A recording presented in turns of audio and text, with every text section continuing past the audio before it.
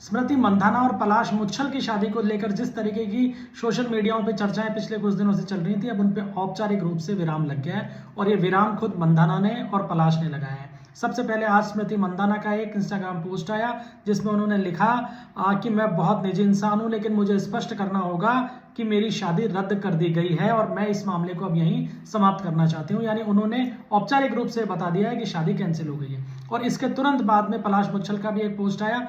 उन्होंने लिखा कि मैंने अपनी जिंदगी में आगे बढ़ने और अपने सभी रिश्तों से दूर रहने का फैसला किया है। ये मेरे जीवन का सबसे कठिन समय है।